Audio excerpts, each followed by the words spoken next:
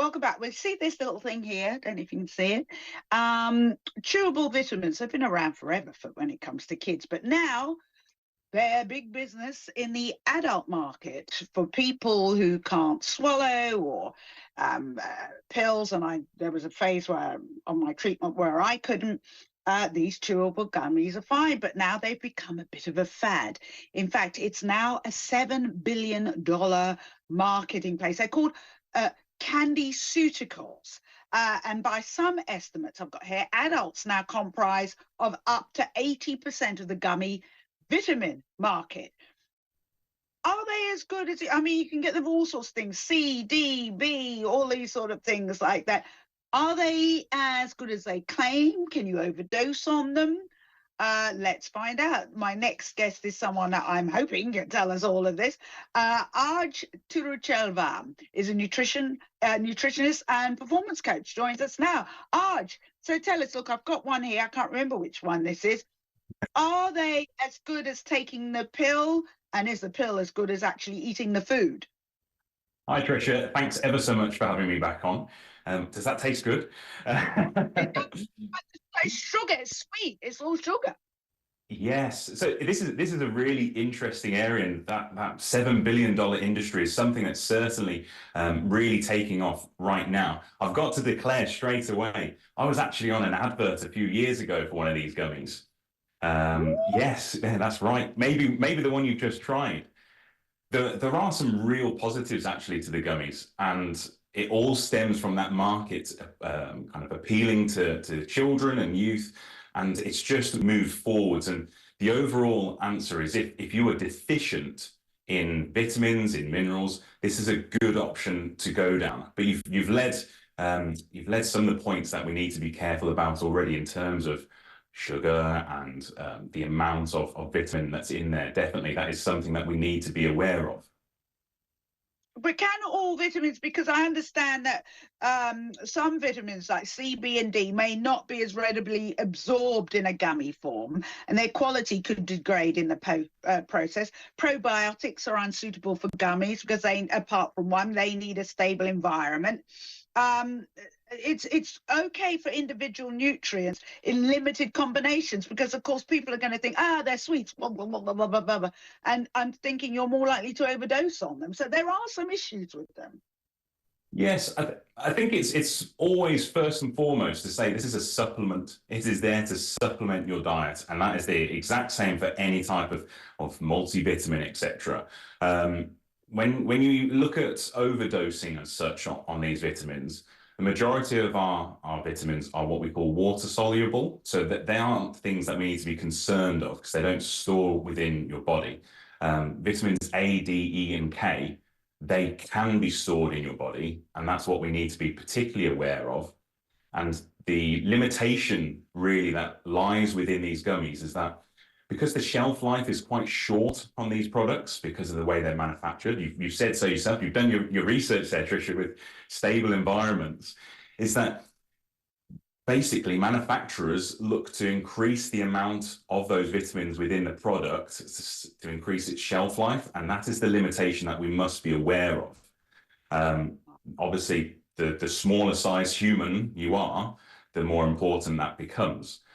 There are a couple of more recent studies. There's one by a guy called Wagner and his team in 2019, and another by a gentleman called Evans in 2019, who basically demonstrated that the bioavailability, which again you've alluded to there, Trisha, taking my words out of my mouth, that's the area which we've been most concerned about. And on these two quite large studies, they demonstrated the bioavailability, the amount we can absorb, has been either actually better than a normal tablet that you see in a shop, or almost the same. And when we say almost the same, that there might be percentage differences, but when you're talking about micrograms, the absolute values are very, very, very minute. So you don't need to be too concerned about perhaps not absorbing as much of it as possible. The negatives more lie around the fact they sometimes overfill the gummy, or perhaps what you said right at the start, the sugar content can actually be quite high on some of the gummies available on the market right now. Yeah, they do taste like sweets. Surely the best place to get your vitamins in an ideal world is from food. Yes, yes, absolutely. Every single time we're looking at that plate in front of us, there should be a lovely rainbow of colors on there.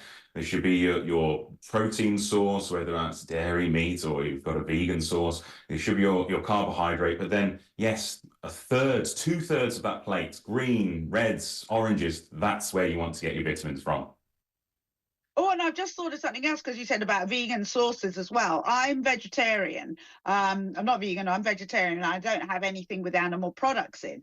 So if people are interested in those gummies, as I know, you've got to really pick out and find the vegan gummies because most of them have gelatin in them. Yeah. That's absolutely true. Yes, the formation of these products is a little bit of a marvel in itself. And there was a company which were 3D printing these actual gummies. I would be yes, that was the company that I basically featured in the advert for. Go and find that on YouTube if you can. But I think that when you look down the lines of accounting for dietary requirements, things get very, very difficult when you start toying with a gummy as opposed to a vitamin in its normal tablet form. And realistically, are you taking your tablet for health? Are you taking it for an enjoyment process? I'm taking my vitamins, once in the morning, and I'm having it with a big gulp of water, and it's done and dusted. Yeah, no, I mean, mine are prescribed. I have to take them, but and let's talk about when we talk about the industry, it is an industry, isn't it? It is a big sell. It's very hard not to decide that you need absolutely everything. However, Mm. I think, and correct me if I'm wrong, everyone would agree that in the winter months, especially me as a person with dark skin, during the winter months, you really need your vitamin D. Yes, yes, absolutely. Vitamin D3, to be honest, every single person on this planet requires some form of supplement during the year. The majority of us in the Northern Hemisphere need it all year round. And contrary to this bright light I've got in here, I'm a darker skinned individual, so my requirement is elevated as well. There is an upper limit for vitamin D3, which we have to abide by, which is 4,000 international units. And generally, if you're Caucasian, you can err on a much lower level throughout the year, but in winter, you double it. And then if you are darker skin coloring, then you certainly do already need that higher dosage, 2,000 international units, perhaps all year round. And as you get to winter, going much higher again. So why is that? Just tell us for people who don't know what vitamin D does and what lack of it does. Why do we need to do that? Yeah, so vitamin D3 is a really interesting vitamin, actually, because we're discovering more and more that this vitamin has processes within our body for absolutely every function. Initially, we treated it as a standard vitamin, it would contribute to our metabolism, our ability to generate energy from absorbing foods. And as time has gone on, we've found it has great effects within the sporting environment and great effects for generating energy, wellness. Every single function of our body seems to be affected by vitamin D3 consumption. And naturally, we associate it with seasonal affective disorder and mood. But it's actually been really realized to have many, many more facts surrounding it. So certainly be looking at your vitamin D3 consumption. And to do that, a great starting point is always a blood test to understand just how deficient or sufficient you are. Ah, and the other thing people always associate with winter is they need more vitamin C. Now, vitamin C, what's best? What, orange juice, a gummy, or what? Vitamin C is definitely the association, and I think you know the answer to this one already, Trisha. There is an awful lot more around vitamin C from a marketing perspective than actually having an effect on protecting us from seasonal infections. If you're consuming your fruit and veg, that's going to be sufficient from the majority of the time. Perhaps if you are a little under the weather, there is some low-level research which suggests vitamin C consumption in quite high dosages. So you're not going to be able to get it from fruit or veg realistically. You're going to need a supplement to do that. Can shorten the duration of your illness, but it's not going to prevent that common cold affecting you. But do you think people need to be more careful about which vitamins and how many they take? Because vitamins are seen as kind of like quite inane, you know, that it doesn't matter. And I know people who thought, oh, I feel really ill, so I'm going to take more vitamin C tablets or what have you. Do you think there's people see them as being safe no matter how many they take or what they take? Are there some that, you know, you could take together that might prove a problem? Yeah, I think there are two issues there realistically. There are contraindications between vitamins and minerals that we consume and making sure that the ratio between them is appropriate. And certainly for certain individuals who perhaps have a calcium deficiency, taking a multivitamin that isn't necessarily balanced would have like maybe not drastic issues for their health, but it won't necessarily be perfect or ideal. The other aspect realistically is, where are we getting our supplements, our multivitamins from? Is it a reliable source that you can be quite well assured that it was sourced correctly? Or is it from a website that perhaps has only existed for a few months? You don't realistically know where they are based and where they get their ingredients from.